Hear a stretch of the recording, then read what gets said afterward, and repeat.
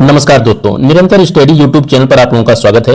हम लोग यहाँ पर यूपीपीसीएस प्री टेस्ट सीरीज 2024 के अंतर्गत अपना पहला टेस्ट सीरीज देख रहे हैं जो कि एंशिएंट इंडिया से संबंधित है। ये टेस्ट सीरीज आगे आने वाले यूपीपीसीएस प्री 2024 के लिए काफी इंपॉर्टेंट साबित होने वाला है। इस सीरीज में अभी तक हमने इस पहले टेस्ट सीरीज के 60 क्वेश्चन कर लिया है।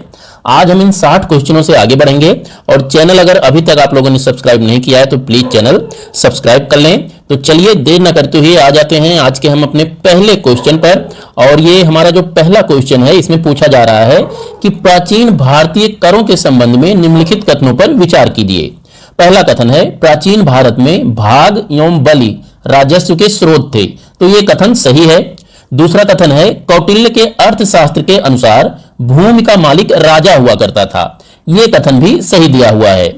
अगला जो कथन है इसमें कहा जा रहा है कि अर्थशास्त्र में बलि का तात्पर्य उपकर से है, तो यह कथन भी बिल्कुल सही है। इस प्रकार अब अपने ऑप्शंस को देखते हैं। तो यहां पर कहा जा रहा है कि 1 या 2 सही है, 2 या 3 सही है, केवल 1 सही है या उपर्युक्त सभी सही हैं। तो इसका उत्तर हो जाएगा ऑप्शन डी, उपर्युक्त सभी सही हैं। यहां पर ध्यान दीजिएगा कि जब हम प्राचीन भारत में करों की बात करते हैं तो 2 कर हमारे लिए काफी इंपॉर्टेंट हैं। एक भाग जिसे राजस्व कर कहा जाता था, यह जमीन के ऊपर लिया जाता था, और एक दूसरा कर होता था बलि। बलि जो होता था यह एक उपकर होता था जो भाग के अतिरिक्त कभी कभी राजा लेता था। अब बात करते हैं अपने 62वें क्वेश्चन की। तो यहां पर कहा जा रहा है कि अशोक के राजस्व के संबंध में निम्नलिखित कथनों पर विचार कीजिए। पहला कथन है, अशोक ने अपनी लुम्बिनी यात्रा में भाग यानी भू राजस्व की राशि 1/6 से घटाकर 1/8 कर दी थी, तो यह कथन बिल्कुल सही है। दूसरा कथन है, राजकीय भूमि की व्यवस्था करने वाला प्रधान अधिकारी सीताध्यक्ष कहलाता था, तो यह कथन भी बिल्कुल सही है। मौर्य काल में राजस्व से संबंधित 2 कर होते थे। पहला कर भाग होता था जो मुख्य कर था, इसे 1/6 लिया जाता था, लेकिन अशोक ने इसे घटाकर 1/8 कर दिया था अपनी लुम्बिनी यात्रा के दौरान। और जो राजकीय भूमि होता था उसकी व्यवस्था करने वाले अधिकारी को सीताध्यक्ष कहा जाता था। ये दोनों कथन सही हैं। तो उपर्युक्त कथनों में से कौन सा कथन सही है? केवल 1 नहीं, केवल 2 नहीं, ना तो 1 ना तो ये भी नहीं सही है। ऑप्शन डी इसका सही हो जाएगा, उपर्युक्त दोनों कथन सही हैं। 63वें क्वेश्चन की बात करते हैं। तो इसमें अशोक के बारे में कहा जा रहा है कि अशोक के सारनाथ स्तंभ के संबंध में निम्नलिखित कथनों पर विचार कीजिए। पहला कथन, सारनाथ स्तंभ या धर्मचक्र प्रवर्तन का निर्माण अशोक ने करवाया, बिल्कुल सही है। इसको भारत के राष्ट्रीय चिन्ह के रूप में स्वीकार किया गया है, यह कथन भी सही है। तीसरा कथन है, मौर्य युगीन सभी स्तंभ बलुआ पत्थरों से निर्मित है। कहा जा रहा है कि सभी स्तंभ जो मौर्य काल के हैं बलुआ पत्थरों से निर्मित हैं, तो यह कथन भी बिल्कुल सही है। सभी स्तंभ, जितने भी स्तंभ मौर्य युग में बने, सब के सब बलुआ पत्थरों से बनाए गए थे। तो ये तीनों कथन सही हैं। अब यहां पर हम लोग देख लेते हैं कि उपर्युक्त कथनों में से कौन सा या से कथन सत्य है। सत्य के बारे में पूछा जा रहा है, तो तीनों कथन सही हैं। तो पहला ऑप्शन गलत हो जाएगा, दूसरा ऑप्शन भी गलत हो जाएगा और तीसरा ऑप्शन सही हो जाएगा, उपर्युक्त सभी ऑप्शन सही हैं। यहां पर ध्यान दीजिएगा कि ये जो सारनाथ है, सारनाथ कहां है? उत्तर प्रदेश में अवस्थित है। उत्तर प्रदेश में कहां? तो वाराणसी के पास में एक स्थल है सारनाथ, वहीं पे ही अशोक का सारनाथ स्तंभ अवस्थित है, जिसे भारत ने अपना राष्ट्रीय चिन्ह के रूप में स्वीकार किया है। यहां ध्यान दीजिएगा, इस स्तंभ को नहीं, स्तंभ के ऊपर 4 शेर बने हुए हैं और उसे ही, उस स्तंभ के ऊपर जो ये चिन्ह है, उसे भारत ने अपना राष्ट्रीय चिन्ह घोषित किया है। अब 64वें क्वेश्चन की बात करते हैं। तो यहां पर कहा जा रहा है कि प्राचीन शतरंज के संबंध में निम्नलिखित कथनों पर विचार कीजिए। पहला कथन है, यह उन प्रारंभिक खेलों में से एक है जो चतुरंग नामक युद्ध खेल के रूप में विकसित हुआ, कथन बिल्कुल सही है। दूसरा कथन है, यह भारतीय महाकाव्य महाभारत में उल्लेखित एक युद्ध व्यूह रचना का संस्कृत नाम है, यह कथन भी सही है।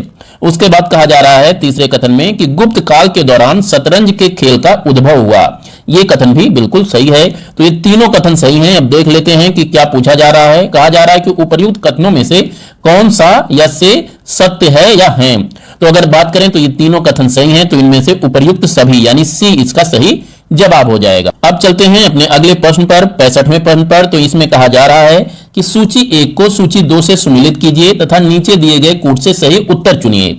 यहां सूची 1 में एक तरफ रचनाकारों का नाम दिया गया है और दूसरी तरफ उनकी पुस्तकों का नाम दिया गया है। हमें मिलान करना है कि किस रचनाकार की कौन सी पुस्तक है। तो अगर पाणिनि की बात करें तो पाणिनि की इसमें अष्टाध्यायी है। अष्टाध्यायी एक व्याकरण की पुस्तक है जिसे पाणिनि ने लिखा है, यह सही है। विशाख दत्त की अगर बात करें तो इनके द्वारा जो पुस्तक लिखी गई है उसका नाम है मुद्रा राक्षस। कालिदास की बात करें तो इनके द्वारा जो पुस्तक लिखी गई है वो है अभिज्ञान शकुंतलम। ये कालिदास का एक बहुत ही फेमस नाटक है, याद रखिएगा।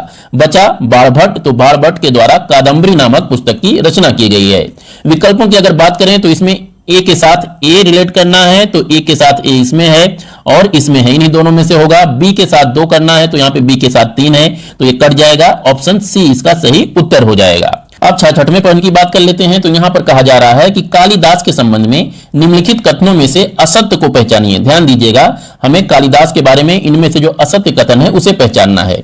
तो पहले कथन की बात करें तो इसमें कहा जा रहा है कि वह संस्कृत भाषा के महान कवि और नाटककार थे, तो यह कथन बिल्कुल सही है। दूसरा कथन कहा जा रहा है कि वह चंद्रगुप्त प्रथम के नवरत्नों में से एक थे। तो यहां पर ध्यान दीजिएगा कि ये जो कालिदास थे ये चंद्रगुप्त प्रथम के दरबार में ना होकर चंद्रगुप्त द्वितीय के दरबार में थे, तो इस प्रकार यही इसका उत्तर हो जाएगा। कालिदास के बारे में ऑप्शन बी जो है इसमें गलत कहा गया है। ये चंद्रगुप्त प्रथम के दरबार में ना होके चंद्रगुप्त द्वितीय के दरबार में थे। चंद्रगुप्त द्वितीय को विक्रमादित्य के नाम से भी जाना जाता है, तो ये जो दूसरा है यही इसका सही आंसर हो जाएगा, याद रखिएगा। अगले जो कथन दिए हुए हैं इन्हें भी देख लेते हैं। तो यहां पर कहा जा रहा है कि चंद्रगुप्त ने उनको अपना राजदूत बनाकर कुंतल नरेश के दरबार में भेजा, कथन सही है। कुंतल देश कहां है? तो कुंतल आज का जो कर्नाटक है उसे कभी गुप्त काल के समय में कुंतल के नाम से जाना जाता था, ये आप याद रखिएगा। जो दक्षिणी कर्नाटक है उसे कुंतल कहा जाता था, ये ध्यान दीजिएगा। और ऑप्शन डी में कहा जा रहा है कि उनके प्रमुख काव्य ग्रंथों में मेघदूतम, ऋतुसंहार प्रमुख हैं, तो ये उनकी रचनाएं हैं, याद रखिएगा। इसके बाद 67वें प्रश्न की बात करें तो इसमें कहा जा रहा है मीमांसा दर्शन के संबंध में निम्नलिखित कथनों पर विचार कीजिए। पहला कथन है पक्ष प्रतिपक्ष को लेकर वेद वाक्यों में वर्णित अर्थ के विचार का नाम मीमांसा है, तो यह कथन सही है। दूसरा कथन कहा जा रहा है कि कुमारिल भट्ट मीमांसा दर्शन के प्रमुख आचार्य थे, तो यह कथन भी सही है। कुमारिल भट्ट मीमांसा दर्शन के एक प्रमुख आचार्य थे। तीसरे कथन में कहा जा रहा है कि जैमिनी ने मीमांसा दर्शन में वर्णाश्रम व्यवस्था का वर्णन किया है, तो यह कथन भी सही है। जो मीमांसा दर्शन है वो मुख्य रूप से कर्म से संबंधित है और वर्णाश्रम से संबंधित है। कर्म जो व्यवस्था है उससे ही संबंधित वर्णाश्रम व्यवस्था है। पहले जो ये व्यवस्था थी ये कर्म पर आधारित थी, लेकिन बाद में चलकर ये जाति आधारित हो गई थी। तो मीमांसा दर्शन के बारे में याद रखिएगा, ये कर्म से संबंधित दर्शन है। इसमें कर्म धर्म के बारे में काफी अच्छा विस्तृत विवरण दिया गया है। और इसके प्रवर्तक कौन माने जाते हैं मीमांसा दर्शन के? तो जैमिनी का नाम आप लोग याद रखिएगा, जैमिनी इसके प्रवर्तक माने जाते हैं। और प्रमुख आचार्यों की अगर बात करें तो कुमारिल भट्ट थे। इस प्रकार इसके तीनों कथन सही हैं। अब अपने विकल्पों को अगर देखें तो इसमें से ऑप्शन डी सही हो जाएगा, उपर्युक्त सभी सही है। यहीं पर ध्यान दीजिएगा कि जो मीमांसा दर्शन है इसे 2 भागों में बांटा जाता है। एक को कहा जाता है पूर्व मीमांसा और दूसरे को कहा जाता है उत्तर मीमांसा। पूर्व मीमांसा के जो प्रवर्तक हैं वो जैमिनी ऋषि हैं और जो उत्तर मीमांसा के प्रवर्तक हैं वो बादरायण ऋषि हैं। तो इन दोनों लोगों का नाम आप लोगों को याद रखिएगा। पूर्व मीमांसा को ही धर्म मीमांसा के नाम से भी जाना जाता है और इसे ही कर्म मीमांसा के नाम से भी जाना जाता है। यह था 67वां प्रश्न। 68 प्रश्न की बात करें तो यहां पर कहा जा रहा है प्राचीन संगम काल के संबंध में निम्नलिखित कथनों पर विचार कीजिए। पहला कथन है प्राचीन संगम काल में जिन ग्रंथों की रचनाएं की गई उनको संगम साहित्य कहा गया, कथन बिल्कुल सही है। दूसरा कथन है इनमें चोल, चेर एवं पांड और कदम्ब राजवंशों का उल्लेख है, तो यह कथन देखिए गलत है। जो संगम साहित्य है इसमें कदम्ब के राजाओं का उल्लेख नहीं मिलता है, जबकि चोल, चेर और पांड्य राजाओं के बारे में जानकारी हमें संगम साहित्य से मिलती है, तो ये जो दूसरा कथन है ये गलत हो जाता है। इसके बाद तीसरे कथन में कहा जा रहा है कि इसमें मुख्य रूप से राजाओं की प्रशंसा से संबंधित रचना को आगम तथा सामाजिक जीवन की रचनाओं को पुरम कहा जाता है, तो यह कथन भी सही है। जो सामाजिक जीवन की रचनाएं हैं उन्हें पुरम कहा जाता है और जिनमें राजाओं के बारे में है और उनकी प्रशंसा की गई है वो है आगम। तो अब देख लेते हैं कि कौन से इसमें से कथन हमारे सही हैं। उपर्युक्त कथनों में से कौन सा से सत्य हैं? केवल 1 और 3, तो यही हमारा उत्तर मिल गया। केवल 1 और 3 ये कथन हमारा सही है, तो याद रखिएगा। यहां पर बात कदम्ब की हुई तो कदम्ब क्या था? तो प्राचीन बहुत पहले कर्नाटक वाले क्षेत्र को ही कदम्ब देश के नाम से जाना जाता था और बाद में फिर कर्नाटक वाले क्षेत्र को ही कुंतल देश के नाम से भी जाना जाता था, तो ये याद रखिएगा। कर्नाटक का प्राचीन नाम है, ये दोनों ही उसके प्राचीन नाम है। बहुत प्राचीन की बात करें तो कदम्ब नाम से जाना जाता था और फिर बाद में कुंतल देश के नाम से उसे जाना जाने लगा। 69वां जो प्रश्न है इसमें पूछा जा रहा है कि चोल वंश के संबंध में असत्य कथन को पहचानिए। पहला कथन है चोल राज्य मध्यकाल के आरंभ में चोल मंडलम कहलाता था, तो यह कथन सही है। दूसरा कथन है यह पांड्य राज्य के दक्षिण में स्थित था, तो यह कथन जो है गलत है। जो पांड्य राज्य था, ये आज का जो तमिलनाडु है, ये मैं मैप बना देता हूं, तमिलनाडु ये वाला हिस्सा जो है इसे कभी पांड्य राज्य कहा जाता था, और इसके यहां पर उत्तर पूर्व में जो था चोल वंश अवस्थित था, ये आप लोग ध्यान रखिएगा। और यहां पर चेर राज्य अवस्थित था। तो यहां पर कहा जा रहा है कि आप पांड्य राज्य के दक्षिण में स्थित था। पांड्य राज्य के दक्षिण में तो हिंद महासागर और अरब महासागर यानी बे ऑफ बंगाल और अरब महासागर यानी हिंद महासागर है। तो ये जो प्रश्न है, ये विकल्प है, ये गलत हो जाएगा। इस प्रकार इसका जो उत्तर होगा बी हो जाएगा। दूसरे ऑप्शन को देख लेते हैं। कारिकाल ने उरैयूर को प्राचीन चोल साम्राज्य की राजधानी बनाया, यह बात सही है।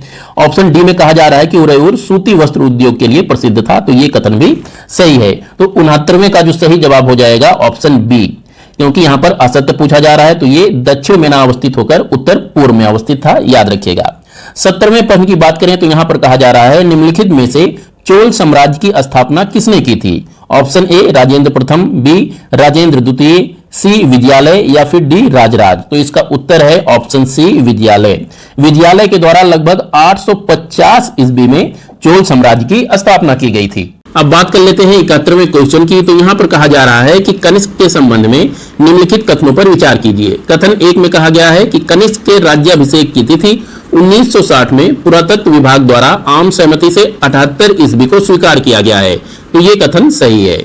दूसरे कथन में कहा जा रहा है कि 79 ईस्वी से शक संवत का प्रारंभ माना गया है, यह कथन गलत है। शक संवत का जो प्रारंभ है वो 78 ईस्वी से माना जाता है, क्योंकि 78 ईस्वी में ही कनिष्क का राज्याभिषेक हुआ था, और कनिष्क के राज्याभिषेक वाले ईयर से ही शक संवत की शुरुआत मानी जाती है। तीसरे कथन में कहा जा रहा है कि इसकी प्रथम राजधानी पेशावर यानी पुरुषपुर एवं द्वितीय राजधानी मथुरा थी, तो ये कथन भी सही है। कनिष्क की जो पहली राजधानी थी वो पेशावर में थी और दूसरी राजधानी मथुरा में थी। अब क्वेश्चन देख लेते हैं। तो कहा जा रहा है नीचे दिए गए कोड के माध्यम से सही उत्तर की पहचान कीजिए। ऑप्शन ए में है 1 तथा 2 सही है, तो ये गलत है। 1 और 2 सही नहीं है, दूसरा गलत है। ऑप्शन बी में कहा जा रहा है कि 1 और 3 सही है, तो ये सही जवाब हो जाएगा। 1 और 3 जो कथन है ये सही है। अब बात करते हैं अपने 72वें क्वेश्चन की। तो इसमें कहा जा रहा है कि निम्नलिखित में से समुद्रगुप्त के संबंध में कौन सा कथन असत्य है? असत्य पूछा जा रहा है, ध्यान दीजिएगा। तो पहले कथन की बात करते हैं। यहां पर कहा जा रहा है कि लंका का राजा मेघवर्मन समुद्रगुप्त का समकालीन था, तो कथन सही है। दूसरे कथन में कहा गया है कि मेघवर्मन ने समुद्रगुप्त के पास उपहारों सहित एक दूत दरबार में भेजा था, यह कथन भी सही है। मेघवर्मन जो कि लंका का राजा था, इसने समुद्रगुप्त के दरबार में दूत भेजा था। मेघवर्मन ने समुद्रगुप्त से अनुरोध किया था कि उसे भारत में एक बौद्ध विहार के निर्माण की अनुमति दी जाए, यह भी सही है। जो दूत मंडल मेघवर्मन ने भेजा था उसने समुद्रगुप्त से अनुरोध किया था कि एक बौद्ध विहार के निर्माण के लिए जमीन बौद्ध गया या बोध गया में दिया जाए। चौथा जो ऑप्शन है इसमें कहा जा रहा है कि समुद्रगुप्त ने मेघवर्मन के बौद्ध विहार के निर्माण संबंधी अनुरोध को अस्वीकार कर दिया था, तो यह कथन गलत है। अस्वीकार नहीं किया था, स्वीकार कर लिया था, जिसके फलस्वरूप बोध गया में मेघवर्मन ने एक बौद्ध विहार का निर्माण करवाया था। 73वें क्वेश्चन में कहा जा रहा है कि निम्नलिखित में से कनिष्क के संबंध में कौन सा कथन असत्य है? असत्य के बारे में पूछा जा रहा है। पहला कथन है कनिष्क को कुशल प्रशासनिक व्यवस्था व नेतृत्व के कारण इतिहासकार द्वितीय अशोक कहते हैं, तो यह कथन सही है। कनिष्क को द्वितीय अशोक कहा जाता है। कनिष्क के शासनकाल के दौरान बौद्ध धर्म महायान और हीनयान में विभाजित हुआ, यह कथन भी सही है। तीसरे कथन में कहा गया है कि कनिष्क के राजकवि अश्वघोष ने बुद्ध चरित की रचना की, यह कथन भी सही है। तो चौथे कथन में कहा गया कि कनिष्क के राजवैद्य अश्वघोष ने चरक संहिता की रचना की, यह कथन गलत है, क्योंकि कनिष्क के जो राजवैद्य थे वो अश्वघोष नहीं थे, चरक थे, ये हमें याद रखना है। और चरक ने ही चरक संहिता की रचना की है। जो अश्वघोष थे ये कनिष्क के राज कवि थे जिन्होंने बुद्ध चरित की रचना की है। तो इस प्रकार 73वें क्वेश्चन का आंसर हो जाएगा विकल्प डी। अब बात करते हैं 74वें क्वेश्चन की। तो यहाँ पर सूची 1 में कुछ राजवंश दिए हुए हैं और दूसरी तरफ उनके संस्थापक दिए हुए हैं। हमें मिलान करना है कि किस राजवंश का कौन कौन संस्थापक था। तो सबसे पहले गहरवाल वंश की अगर बात करें तो इसके संस्थापक जो थे वो चंद्रदेव थे। जिजाग भुक्ति यानी चंदेल वंश के संस्थापक नन्नुक थे। द्वार समुद्र या होयसल वंश के संस्थापक विष्णुवर्धन थे। और वारंगल के काकतीय राजवंश के संस्थापक जो थे वो बेत प्रथम थे। तो इस प्रकार ए का 1 हो जाएगा, बी का 2 हो जाएगा, सी का 3 और डी का 4 हो जाएगा। विकल्प देखते हैं कहां ऐसा है। तो ए के लिए 1 इसमें है और इसमें है, बी के लिए 2 इसमें है और यहाँ पे 3 है, तो ये गलत हो जाएगा, इसका ये विकल्प सही है। अब बात करते हैं अपने 75वें क्वेश्चन की। तो यहाँ पर कहा जा रहा है कि भीमबेटका के संबंध में निम्नलिखित कथनों पर विचार कीजिए। पहला कथन, भीमबेटका मध्य प्रदेश के रायसेन जिले में स्थित एक पूरा पाषाणिक आवासीय पुरास्थल है, कथन सही है। दूसरा कथन है, यह आदि मानव द्वारा बनाए गए शैल चित्रों और शैलाश्रयों के लिए प्रसिद्ध है, ये कथन भी सही है। तीसरे कथन में कहा जा रहा है कि ये चित्र भारतीय उपमहाद्वीप में मानव जीवन के प्राचीनतम चिन्ह है, तो ये कथन भी सही है। इस प्रकार अगर उत्तर की बात करें तो इसमें से ये गलत, ऑप्शन सी जो है ये सही हो जाएगा। उपर्युक्त सभी कथन सही हैं। अब बात करते हैं 76वें क्वेश्चन की। तो यहाँ पर कहा जा रहा है कि वेदों को भली भांति समझने के लिए 6 वेदांगों की रचना की गई थी, निम्नलिखित में से इसमें शामिल नहीं है। यानी बताना है कि जो 6 वेदांग है हमारे यहाँ, इन 6 वेदांगों में से निम्नलिखित में से कौन सा वेदांग नहीं है। तो शिक्षा की अगर बात करें ये वेदांग है, ज्योतिष की अगर बात करें तो ये भी वेदांग है, कल्प की अगर बात करें तो ये भी वेदांग है, दर्शन की अगर बात करें तो दर्शन जो है ये वेदांग नहीं है, ये गलत हो गया। 5वें नंबर पे अगर बात करें निरुक्त की तो ये भी वेदांग के अंतर्गत आता है, और 6ठे नंबर के छंद की बात करें तो ये भी वेदांग के अंतर्गत आता है। इस प्रकार अब कूट देखते हैं कि कौन कौन से वेदांग में नहीं आते हैं। तो केवल 4 जो है वो वेदांग में नहीं आता है, ऑप्शन सी इसका उत्तर हो जाएगा। यहाँ पर देखिए जो वेदांग 6 होते हैं इनमें से 5 के बारे में हम लोगों ने बात कर लिया। यहाँ पर जो छूट गया है वो है व्याकरण। एक 6वां जो है व्याकरण है, ये भी वेदांग के अंतर्गत आता है। तो आप लोग याद रखिएगा कि वेदांग के अंतर्गत शिक्षा आता है, ज्योतिष, कल्प, निरुक्त, छंद और व्याकरण, ये हमें एकदम रट लेना है। 77वें प्रश्न की बात करते हैं। तो यहाँ पर कहा जा रहा है कि ऐतिहासिक साहित्यिक स्रोतों के संबंध में निम्नलिखित कथनों पर विचार कीजिए। पहला कथन है, प्लिनी ने पहली सदी में नेचुरल हिस्ट्री नामक पुस्तक लिखी, कथन सही है। नेचुरल हिस्ट्री जो पुस्तक है ये प्लिनी के द्वारा लिखी गई थी। टॉलमी की पुस्तक जियोग्राफी और किसी अज्ञात लेखक की पुस्तक पेरिप्लस ऑफ द एरिथ्रियन सी से भारत के भूगोल तथा व्यापारिक वस्तुओं के बारे में जानकारी मिलती है, ये कथन भी सही है। तीसरा कथन है, पेरिप्लस ऑफ द एरिथ्रियन सी की रचना हेरोडोटस ने की थी, तो ये कथन गलत है। पेरिप्लस ऑफ द एरिथ्रियन सी की रचना किसी अज्ञात शख्स ने की थी, और हेरोडोटस इन्हें इतिहास के पिता के नाम से जाना जाता है। इनकी जो पुस्तक है उसे कहा जाता है हिस्टोरिका, तो ये हमें याद रखना है। हिस्टोरिका किसकी पुस्तक है? हेरोडोटस की पुस्तक है, जिन्हें इतिहास के पिता के नाम से जाना जाता है। तो अब यहाँ पर देख लेते हैं कि नीचे दिए गए कोड के माध्यम से सही उत्तर की पहचान कीजिए। ऑप्शन ए में कहा गया है कि 1 तथा 2 सही है, तो ये सही है, यही इसका विकल्प हो जाएगा। जो तीसरा है वो गलत है। अब बात करते हैं 78वें क्वेश्चन की। तो यहाँ पर हमें सूची 1 में मंदिर दिए हुए हैं और सूची 2 में इनका स्थान दिया हुआ है। हमें मिलान करना है कि कौन सा मंदिर किस स्थल पर अवस्थित है। नयना कुठार मंदिर मध्य प्रदेश में स्थित है, ये है। देवगढ़ का जो मंदिर है ये झांसी उत्तर प्रदेश में है। भीतरगांव का मंदिर उत्तर प्रदेश के कानपुर में अवस्थित है, और तिगवा का जो मंदिर है ये जबलपुर मध्य प्रदेश में अवस्थित है। इस प्रकार इसका जो सही विकल्प हो जाएगा वो होगा 1, 2, 3, 4, विकल्प बी 78वें का सही उत्तर होगा। 79 क्वेश्चन की बात कर लेते हैं। तो यहाँ पर कहा जा रहा है कि बाणभट्ट के हर्ष चरित के अनुसार हर्ष की मंत्रिपरिषद काफी व्यवस्थित थी, निम्नलिखित में से कौन सा युग्म असत्य है? असत्य के बारे में पूछा जा रहा है। तो ऑप्शन ए में कहा गया है कि अवंती युद्ध और शांति का मंत्री था, तो यह सही है। सिंहनाद हर्ष की सेना का महासेनापति, ये भी सही है। सिंहनाद जो था ये हर्ष की सेना का महासेनापति हुआ करता था। कुंतल की अगर बात करें तो ये अश्व सेना का मुख्य अधिकारी था, तो ये भी सही है। ऑप्शन डी की बात करें स्कंदगुप्त हस्ती सेना का प्रमुख, ये भी सही है। तो ये जो क्वेश्चन दिया हुआ है जीएस वर्ड का 79 नंबर का क्वेश्चन, ये गलत है। इसमें असत्य पूछा जा रहा है, जबकि ये सारे के सारे विकल्प सही हैं। क्वेश्चन गलत बनाया गया है। जो स्कंदगुप्त था ये हस्ती सेना का प्रमुख होता था। कुंतल जो था ये अश्व सेना का मुख्य अधिकारी था। सिंहनाद जो था ये हर्ष का महासेनापति था, और अवंती जो था ये युद्ध और शांति का मंत्री हुआ करता था। बात करते हैं 80 नंबर के क्वेश्चन की। तो यहाँ पर कहा जा रहा है कि पुलकेशिन द्वितीय के संबंध में निम्नलिखित कथनों पर विचार कीजिए। पहला कथन है वह चालुक्य वंश का सबसे प्रसिद्ध शासक था, कथन सही है। पुलकेशिन द्वितीय जो था ये चालुक्य वंश का था।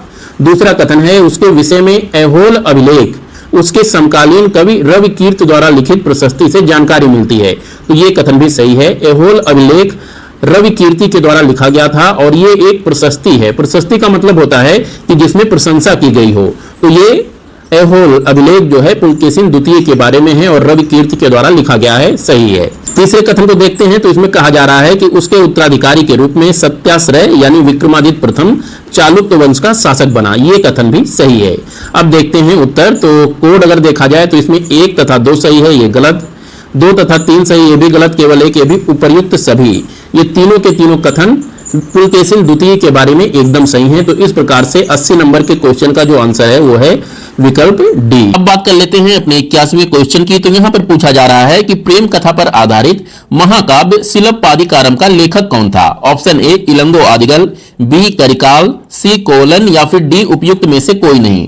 तो इसका जो सही जवाब है वो है ऑप्शन ए इलंगो आदिगल। इलंगो आदिगल को शिलप्पादिकारम का लेखक माना जाता है। शिलप्पादिकारम की अगर बात करें तो ये तमिल भाषा का प्रथम महाकाव्य है, ये आप लोग याद रखिएगा। काफी इंपॉर्टेंट फैक्ट है कि शिलप्पादिकारम तमिल भाषा का प्रथम महाकाव्य है और इसकी रचना जो है वो संगम साहित्य और संगम समाज पर आधारित है। यहीं पर ध्यान दीजिएगा कि इस महाकाव्य का जो नायक है वो कोवलन है और नायिका जो है वो कर्डगी है। इन दोनों का नाम आप लोग याद रखिएगा।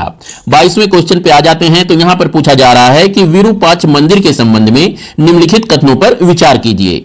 कथन 1 में कहा जा रहा है कि विरूपाक्ष मंदिर हम्पी में स्थित है, तो यह कथन बिल्कुल सही है। कर्नाटक में है हम्पी, वहीं पर ही विरूपाक्ष मंदिर स्थित है। दूसरा कथन है यह दक्षिण भारतीय द्रविड़ स्थापत्य शैली में निर्मित है, तो यह कथन भी बिल्कुल सही है। जो विरूपाक्ष मंदिर है यह द्रविड़ शैली में निर्मित है। यहीं पर ध्यान दीजिएगा कि दक्षिण भारत के अक्सर जितने मंदिर हैं यानी 99.9% मंदिर जो दक्षिण भारत में अवस्थित हैं वो सारे के सारे द्रविड़ शैली में स्थित हैं। वहीं जो उत्तर भारत के मंदिर हैं वो 99.9% मंदिर जो हैं वो सारे के सारे नागर शैली में निर्मित हैं। ये दो फैक्ट भी आप लोग याद रखिएगा। तीसरा कथन है कि यह मंदिर भगवान शिव को समर्पित है, तो यह कथन भी बिल्कुल सही है। अब देख लेते हैं कि प्रश्न क्या पूछा जा रहा है। कहा जा रहा है कि उपर्युक्त कथनों में से कितने कथन सत्य हैं या हैं। तो यहां पर ये तीनों कथन सत्य हैं। किस विकल्प में दिया हुआ है? तो विकल्प सी। विकल्प सी में उपर्युक्त तीनों सही हैं, ये इसका उत्तर हो जाएगा। यहीं पर ध्यान दीजिएगा कि ये जो विरूपाक्ष मंदिर है ये विजयनगर साम्राज्य से संबंधित है और किस नदी के किनारे अवस्थित है, यह प्रश्न कई बार पूछा गया है। तो तुंगभद्रा नदी आप लोग याद रखिएगा। विरूपाक्ष मंदिर तुंगभद्रा नदी के किनारे अवस्थित है। विजयनगर की राजधानी जो हुआ करती थी वो हम्पी हुआ करती थी, यही हम्पी में ही ये मंदिर बनाया गया है। अब आ जाते हैं अपने 83वें क्वेश्चन पर। तो यहां पर पूछा जा रहा है कि कोणार्क के सूर्य मंदिर के संबंध में निम्नलिखित कथनों पर विचार कीजिए। पहला कथन है कोणार्क के सूर्य मंदिर का निर्माण गंग वंश के शासक नरसिंह देव वर्मन प्रथम ने करवाया था, तो यह कथन सही है। कोणार्क का जो सूर्य मंदिर है उसका निर्माण गंग वंश के शासक नरसिंह देव वर्मन ने करवाया था। प्रथम याद रखिएगा, यह प्रथम इंपॉर्टेंट है। दूसरा कथन है यह पुरी उड़ीसा राज्य में स्थित है, तो यह कथन भी सही है। उड़ीसा के पुरी में अवस्थित है यह मंदिर।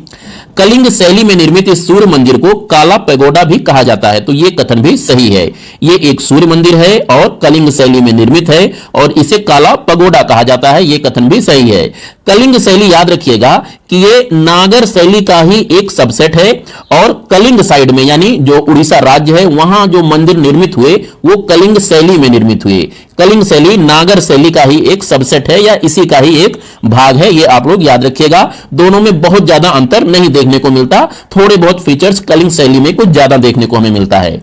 चौथे कथन की बात करें तो यहां पर कहा जा रहा है कि इसे यूनेस्को द्वारा 2020 में विश्व धरोहर स्थल घोषित किया गया, तो ये जो कथन है ये गलत कथन है, क्योंकि कोणार्क के सूर्य मंदिर को 1983 में विश्व धरोहर की सूची, माफ कीजिएगा 83 नहीं 84 में विश्व धरोहर सूची में शामिल किया गया था और यह मंदिर लाल बलुआ पत्थर और ग्रेनाइट से बनाया गया है। तो अब देख लेते हैं क्या कहा जा रहा है। उपर्युक्त कथनों में से कौन सा या से सत्य है या है। तो यहां पर कितने कथन सत्य हैं? 3 कथन सत्य हैं, देखते हैं।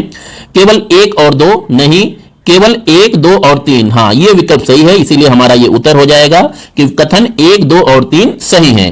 अब बात करते हैं अपने 84वें क्वेश्चन की। तो यहां पर कहा जा रहा है कि बिंदुसार मौर्य काल के संबंध में निम्नलिखित कथनों पर विचार कीजिए। बिंदुसार के बारे में कुछ कथन दिए हैं और हमें देखना है कि कौन कौन से कथन सही हैं। पहले कथन में कहा जा रहा है कि बिंदुसार चंद्रगुप्त मौर्य का उत्तराधिकारी था, बिल्कुल सही है।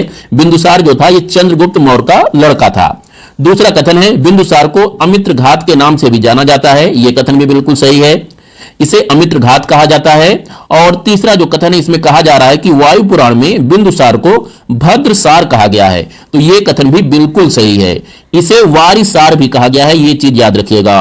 वायु पुराण में ही बिंदुसार को भद्रसार और वारिसार इन दो नामों से पुकारा गया है, यह आप लोग याद रखिएगा। अब देख लेते हैं कि प्रश्न क्या पूछा जा रहा है। तो यह कहा जा रहा है कि नीचे दिए गए कूट के माध्यम से सही उत्तर की पहचान कीजिए।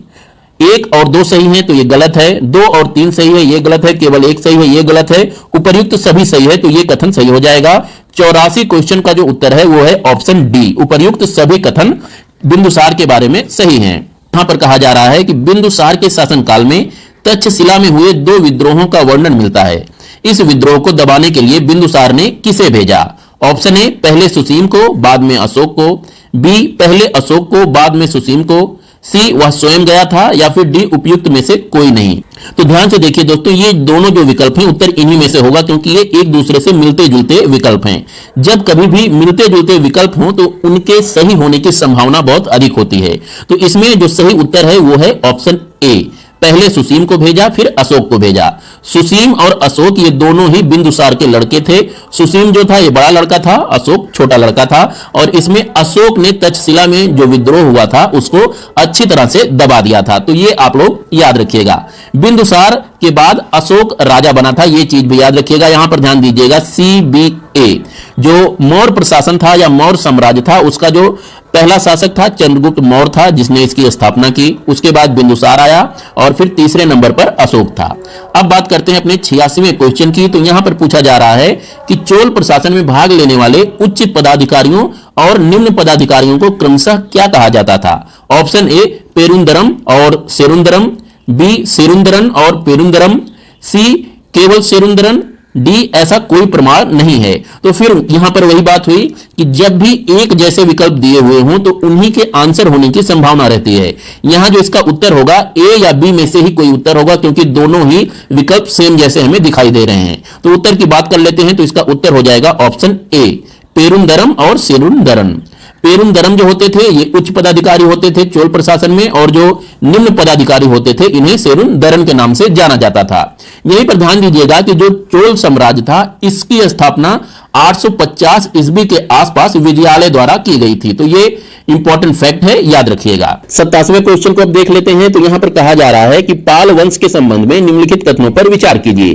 पहला कथन है पाल वंश की स्थापना गोपाल ने की थी, तो ये बिल्कुल सही है। गोपाल ने बंगाल को अपने नियंत्रण में एकीकृत किया और यहां तक कि मगध यानी बिहार को भी अपने नियंत्रण में ले लिया, तो यह कथन भी बिल्कुल सही है। गोपाल जो था यह पाल वंश का संस्थापक था और इसने मगध पर आक्रमण करके उसे पाल वंश में मिला लिया था। तीसरा जो कथन है उसमें कहा जा रहा है कि पाल वंश की राजधानी मुंगेर थी, तो यह कथन भी बिल्कुल सही है। पाल वंश की राजधानी मुंगेर में अवस्थित थी। तो अब हम यहां से देखते हैं कि ये तीनों जो कथन है सही हैं, तो इसमें विकल्पों में ऑप्शन डी जो है इसका सही जवाब हो जाएगा, उपर्युक्त सभी। यहीं पर ध्यान दीजिए, गोपाल के बारे में एक और इंपॉर्टेंट फैक्ट ये पूछा जाता है कि इसके द्वारा किस महाविद्यालय की स्थापना की गई थी। तो ओदंतपुरी आप लोग याद रखिएगा। ओदंतपुरी महाविद्यालय मौके पे ये बिहार में अवस्थित है, जिसकी स्थापना गोपाल के द्वारा की गई थी। ये इंपॉर्टेंट फैक्ट है गोपाल के बारे में। ये पाल वंश का संस्थापक भी था और इसने एक विश्वविद्यालय की स्थापना की जिसे ओदंतपुरी विश्वविद्यालय के नाम से जाना जाता है। 88वें क्वेश्चन की बात कर लेते हैं। कहा जा रहा है कि नीचे 2 कथन दिए गए हैं जिनमें से एक को अभिकथन और दूसरे को कारण कहा गया है। अभिकथन में क्या है? कहा जा रहा है कि चंद्रगुप्त मौर्य का साम्राज्य उत्तर पश्चिम में ईरान यानी फारस से लेकर पूर्व में बंगाल तक, उत्तर में कश्मीर से लेकर दक्षिण में उत्तरी कर्नाटक यानी मैसूर तक फैला हुआ था। तो यह कथन सही है, बिल्कुल सही है। कारण में कहा जा रहा है कि चंद्रगुप्त मौर्य की दक्षिण भारत की विजय के विषय में जानकारी तमिल ग्रंथ अहनानूर एवं मुरनानूर तथा अशोक के अभिलेखों से मिलती है। तो यह कथन भी सही है। अहनानूर और मुरनानूर ये 2 तमिल ग्रंथ हैं जिनसे हमें चंद्रगुप्त मौर्य के दक्षिण भारत के विजय के बारे में जानकारी मिलती है। इसके साथ ही साथ जो अशोक के अभिलेख हैं इससे भी हमें चंद्रगुप्त मौर्य के विजय के बारे में जानकारी मिलती है। अब यहां पर देख लेते हैं कि इस अभिकथन और कारण वाले प्रश्न का उत्तर क्या होगा। तो ध्यान दीजिएगा कि जो अभिकथन है और जो कारण है, कारण अभिकथन को पूर्णतः जस्टिफाई नहीं कर रहा है, इसलिए इसका जो उत्तर होगा वो केवल बी होगा। ए और आर दोनों सत्य हैं, किंतु आर ए की सही व्याख्या नहीं करता है। यही पर ध्यान दीजिएगा कि जब कारण और कथन वाले प्रश्न हो तो आप जो कथन है उसके बाद क्योंकि लगा दीजिए। अब इन दोनों कथनों को एक साथ पढ़िए। अगर आपको लगे कि ये दोनों कथन क्योंकि लगाने के बाद तर्कसंगत दिखाई दे रहे हैं तो उसका उत्तर ए हो जाएगा कि ए और आर दोनों सत्य हैं और आर ए की सही व्याख्या करता है। और अगर आपको लगे क्योंकि लगाने के बाद कि जो कारण है ये कथन का सही उत्तर नहीं दे रहा है तो आप ऑप्शन बी लगा दीजिए, ए और आर दोनों सत्य हैं किंतु आर ए की व्याख्या नहीं करता है। इस केस में इसका उत्तर यही बी ही होगा। और अगर इसमें से पहला गलत है या दूसरा गलत है तो फिर आसान हो जाता है क्वेश्चन। तो इस प्रकार से ये कारण और कथन वाले क्वेश्चन किए जाते हैं। उम्मीद करता हूं आपको समझ में आया होगा। अब बात करते हैं अपने 89 नंबर के क्वेश्चन की। तो यहां पर कहा जा रहा है कि त्रिपिटक के संबंध में निम्नलिखित कथनों पर विचार कीजिए। कथन एक है कि त्रिपिटक बुद्ध की शिक्षाओं का संकलन है, बिल्कुल सही है। इसे 3 भागों में विभाजित किया गया है, यह कथन भी बिल्कुल सही है। और तीसरे कथन में कहा जा रहा है कि इसे मूलतः पाली भाषा में लिखा गया है और विभिन्न भाषाओं में अनुवादित किया गया है, तो यह कथन भी बिल्कुल सही है। तीनों कथन सही हैं। अब यहां से देख लेते हैं, पूछा जा रहा है कि कौन कौन से कथन सत्य हैं, तो तीनों सत्य हैं, तो ऑप्शन डी इसका सही जवाब हो जाएगा। अब देख लेते हैं अपने अगले क्वेश्चन को। तो यहां पर कहा जा रहा है कि सूची 1 को सूची 2 से सुमेलित कीजिए तथा नीचे दिए गए कूट से सही उत्तर चुनिए। सूची 1 और सूची 2 यहां पर दी गई है। पहले नंबर पर त्रिपिटक लिखा हुआ है, इसका संबंध किससे है? इन चारों में से अगर हम लोग देखें तो इसका संबंध बुद्ध दर्शन से है। इसी प्रकार विनय पिटक की अगर बात करें तो विनय पिटक का संबंध किससे है? इन तीनों में से इसका संबंध संघ संबंधी नियम से हो जाएगा। सुत्त पिटक की बात करें तो इसका संबंध धार्मिक सिद्धांत से हो जाएगा और अभिधम्म का पिटक हो जाएगा दार्शनिक सिद्धांत से संबंधित। इस प्रकार अगर उत्तर की बात करें तो ए का 1 के साथ मिलान करना है तो उत्तर या तो ये होगा या तो ये होगा। उसके बाद बी का बात करें तो बी का मिलान 2 के साथ करना है तो ये उत्तर नहीं होगा, ये इसका उत्तर हो जाएगा विकल्प सी, 1 2 3 4 इसका उत्तर हो जाएगा। यहीं पर ध्यान दीजिएगा कि जो विनय पिटक है इसका कंपाइलेशन उपालि के द्वारा किया गया था। ये ध्यान रखिएगा, ये गौतम बुद्ध के शिष्य थे, उन्हीं के द्वारा विनय पिटक का कंपाइलेशन किया गया। सुत्त पिटक के कंपाइलेशन की अगर बात करें तो इसका कंपाइलेशन आनंद के द्वारा किया गया था। ये गौतम बुद्ध के सबसे प्रिय शिष्य थे और इनके द्वारा ही सुत्त पिटक का संकलन किया गया। सुत्त पिटक में क्या कहा गया है? गौतम बुद्ध ने जितने भी धर्म उपदेश दिए उनका संकलन सुत्त पिटक में किया गया है। अब जो आनंद थे ये गौतम बुद्ध के साथ हमेशा रहते थे, इसीलिए इन्हें ये दायित्व दिया गया कि जो गौतम बुद्ध ने अपने उपदेश दिए थे धर्म से संबंधित, कर्म से संबंधित, किसी भी बात से संबंधित, उसका जो कंपाइलेशन है, संकलन है, आनंद के द्वारा किया जाए। तो आनंद ने सुत्त पिटक का कंपाइलेशन किया। यहीं पर ध्यान दीजिएगा कि ये जो विनय पिटक और सुत्त पिटक है इनका कंपाइलेशन प्रथम बौद्ध संगीत के दौरान किया गया था। और वहीं अभिधम्म पिटक की अगर बात करें तो इसका कंपाइलेशन थर्ड बौद्ध संगीत के दौरान किया गया था। अभिधम्म पिटक में क्या है? तो इसमें बौद्ध दर्शन है, बौद्ध दर्शन से संबंधित सारी बातें अभिधम्म पिटक में हमें मिल जाएंगी। और जो विनय पिटक है, विनय पिटक में रूल्स, नियम, रेगुलेशन दिए गए हैं संघ के बारे में, और जो मोंक्स होते थे, भिक्षु होते थे, उन्हें कैसे रहना है, कैसे जीना है, कैसे आचार व्यवहार करना है, उसके बारे में सारे नियम विनय पिटक में दिए गए हैं। तो आज के लिए बस इतना ही। मिलते हैं दूसरी वीडियो में जिसमें हम लोग इस 90% से आगे बढ़ेंगे। आप लोगों को पता है कि यूपी पीसीएस में कुल मिलाकर 150 प्रश्न पूछे जाते हैं। अभी तक हमने इस टेस्ट सीरीज के 90 प्रश्न देख लिए हैं। आगे के जो प्रश्न हैं 150 प्रश्न पूरे हैं, उन्हें हम लोग अगली वीडियोज में करेंगे। हम लोग एक वीडियो में लगभग 30 प्रश्न कर रहे हैं, तो लगभग एक टेस्ट सीरीज हमारी 5 वीडियोज में कंप्लीट होगी। अगर आप लोग चाहें कि इस वीडियो को मैं और लंबा बनाऊं तो आप लोग बता सकते हैं। वैसे 30-30 मिनट का जो अभी तक मेरा वो है कि 30-30 मिनट के 5 वीडियो में हम एक एक टेस्ट सीरीज को पूरा करेंगे। जीएस वर्ड के द्वारा जो टेस्ट सीरीज लिया जा रहा है उसे हम लोग यहां पर सॉल्व कर रहे हैं। ये हमारे टेस्ट सीरीज जब पूरे हो जाएंगे तो किसी दूसरी कोचिंग के टेस्ट सीरीज उठाएंगे और उनको भी एक बार देख लेंगे। चैनल अगर अभी तक आप लोगों ने सब्सक्राइब नहीं किया तो प्लीज सब्सक्राइब कर दें, लाइक कर दें और अपने दोस्तों के साथ भी शेयर कर दें। मिलते हैं अगली वीडियो में, तब तक के लिए नमस्कार।